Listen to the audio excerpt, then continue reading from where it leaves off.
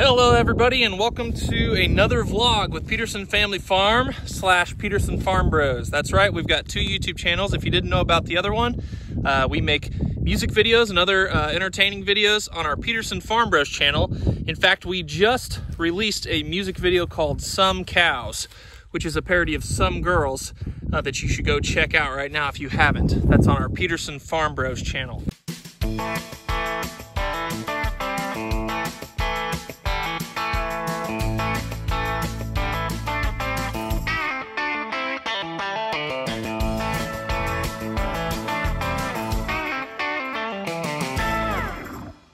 It is Monday, so we're starting a new week. I last left this air seeder on Saturday night, late Saturday night, and it sat here all day yesterday. We typically take Sundays off here on the farm, even in a busy week. I know that's not the case for every farm, and I'm not gonna say one way is right or not, but we do really always feel like we benefit from a day of rest. We still take care of cattle and things like that, but as far as field work goes, we typically take Sundays off. So enjoyed yesterday spending time with my wife, who I haven't really got to see much this week. And so the drill sat here all day Sunday. Today is Monday. We're gonna get started again. It's already pretty hot. I think in Kansas this week it's supposed to be, I think, 98 today, 100 tomorrow, 102 the next day, 101 the next day after that. It's a pretty brutal stretch here this week. So we've got pretty good soil moisture to plant into. The problem is that, yeah, if it doesn't rain for the next 2 weeks like the forecast says, we might be kind of getting in trouble. As you can see, if you dig down a little bit, there's still some moisture there, but it's, you know, the soil's very hot with these hot temperatures. And this is one of the reasons why we do no-till, is because it helps keep moisture in the soil. There's not as much evaporation, and we try to keep cover on the field. Obviously with milo stalks, you've got some gaps here where the sun hits the ground, but on a lot of our fields, the no-till cover will actually prevent the sun from hitting the soil, which keeps it cooler, keeps the moisture in. So that's one of the reasons that we do no-till. So I'm gonna be running the Great Plains air seeder today. We've been planting and drilling beans the last week. So the planter is done, as you saw at the end of the last video. It's gonna switch to milo now, and we're gonna be planting milo all week. Got quite a bit of milo to plant. But this is the last field of beans that we're putting in here with the air seeder. So it'll be done until we do double crop beans here after wheat harvest. You can either drill or plant beans, but with milo, we find it better to plant milo. That's the plan for today. I'm gonna be drilling beans. Nathan is working on fixing some equipment at home. I had to make a parts run this morning, so that's where I was this morning. And then he's gonna be spraying this afternoon, I think, putting posts on corn. So that's what he's gonna be doing. Kendal is swathing alfalfa, so he'll be doing that all day. I'm not sure what Dad's doing. Something around the yard, I think. But this week won't quite be as busy as last week. Last week was just chaos. It was just absolutely bonkers.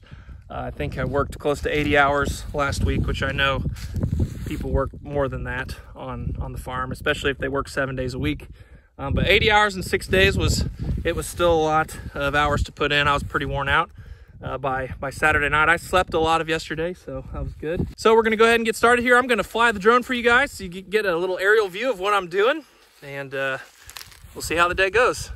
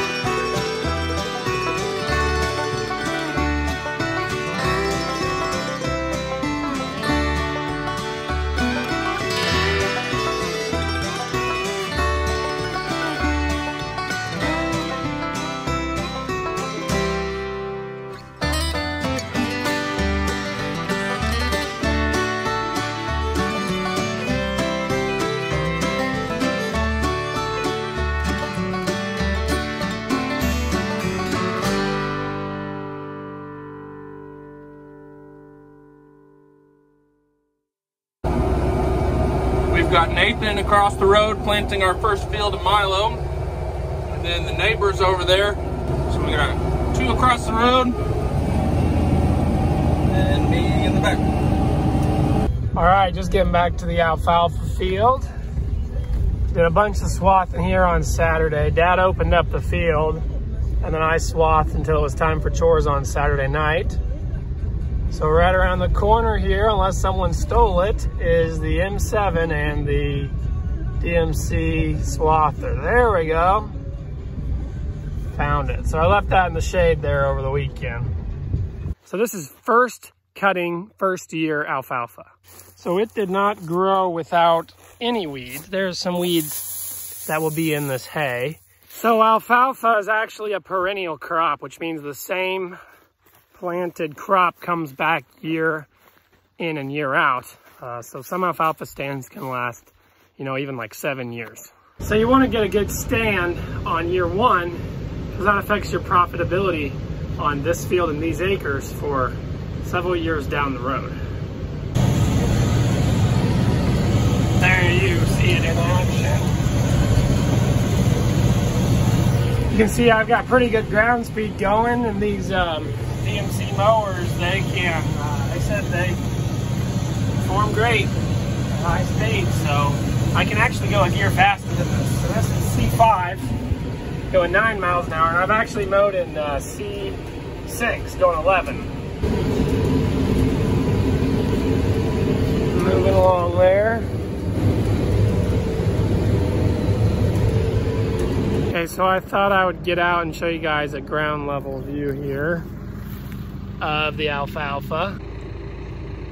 Here you can see actually how much forage it is per like square foot.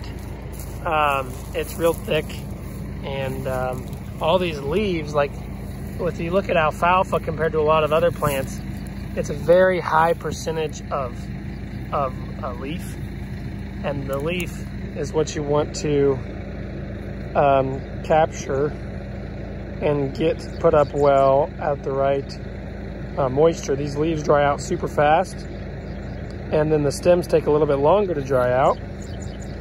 So that's one of the art forms of putting up alfalfa hay.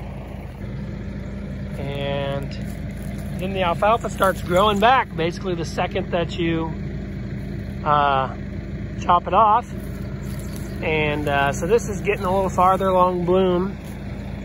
We didn't want to cut it early since it's the very first cutting, and so we let it get a little further along than we usually would. So this year, got them knives in there that are just spinning mighty fast, and then the rollers kind of crimp it and spit it out the back. I am pretty amazed that this thing can go 11 miles an hour and not leave any, you know, cutting behind it. It hits it right where you have it set, and it can really fly through the field, basically as fast as my back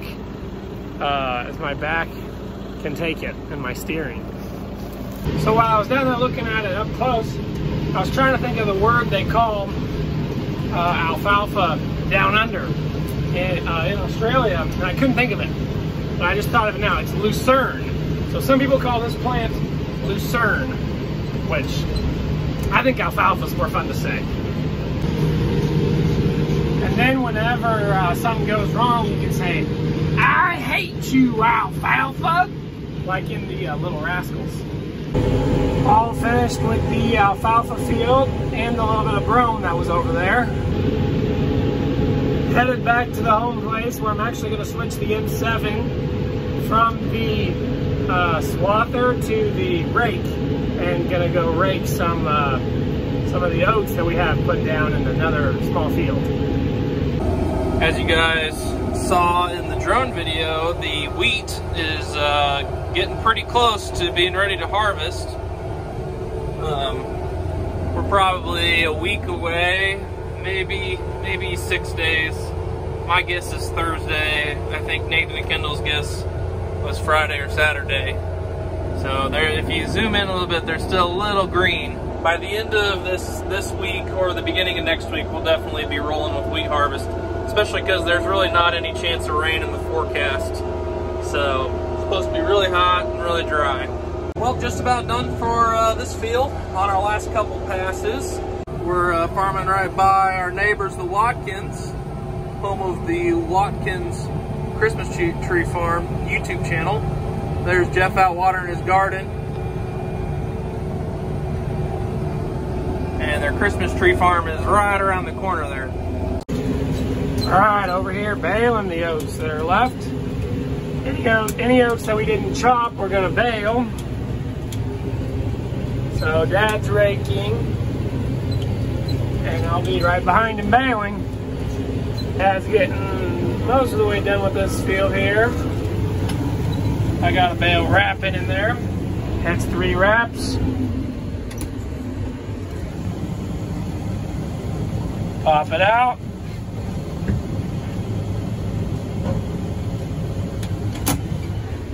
And we're off.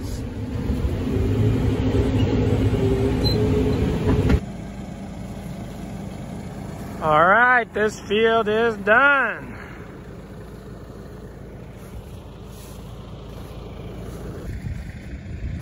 Here's a nice oat hay bale. We will feed them either to cows or grind them up and feed them to feeder cattle. Round bale country in our field. The more the bales, the more the yield. Picking up bales, stacking them high, put them on the trailer like a boss, no lie. If you don't recognize that song, then you gotta go and search the net wrap. We actually wrote an original song about bales and net wrap specifically. So it's called the net wrap. So it's a wrap. So go check it out if you haven't seen that video.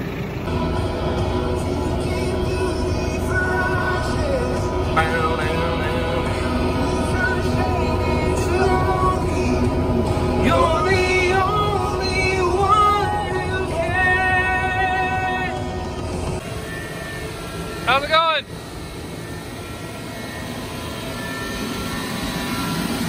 Is everything working? Yeah, you've got a lot more done than me. I was waiting on the food line.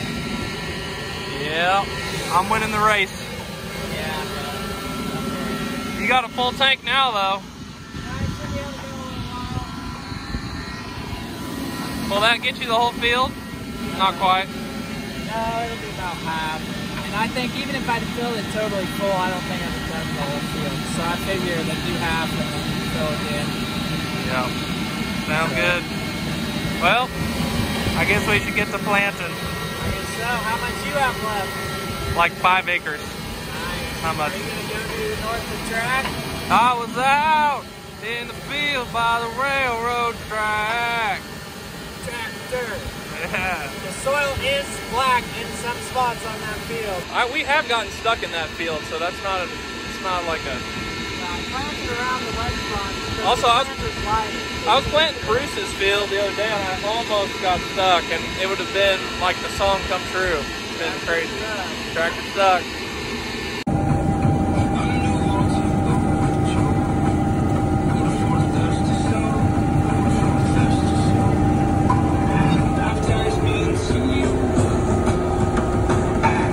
Well, it's the next day, and we're on the next field of milo. This is Kendall's field. Putting this to milo. So the air seeder's parked. It's done until double crop. Planter's got a long way to go still. We'll probably be planting milo for the next, I'd guess, 5-6 days. And then wheat harvest will probably start right around that same time frame, 5 or 6 days from now. So yeah, let's go say hi to Nathan and the planter, see how it's going.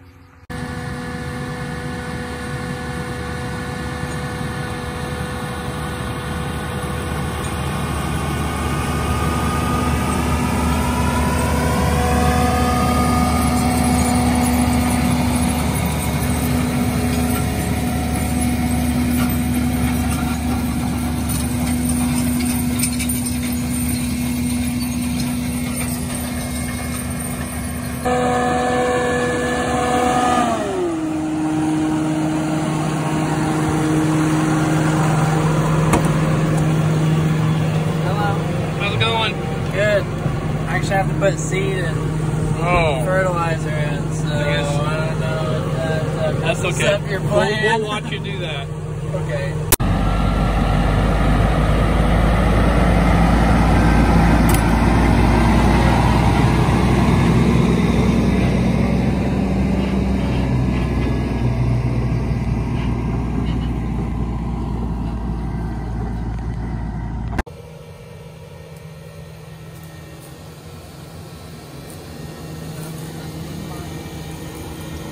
Oh, I should help you out, I guess. I'm just filming. Pretend like I'm not here. So he's obviously not empty yet. He's just topping off so he doesn't have to fill later tonight. When it's far, rest of the field's farther around the bend there.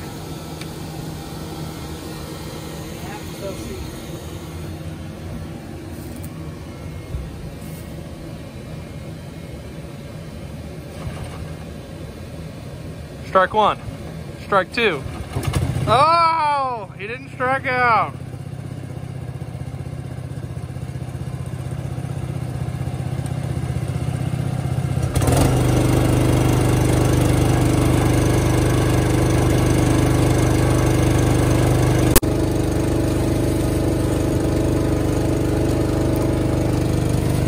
I'll film you for one bag and then I'll help.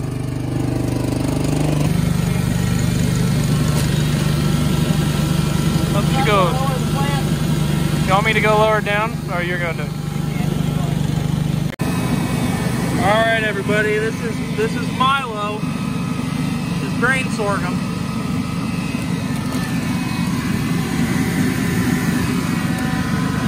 For those of you who always ask us, that's what it is.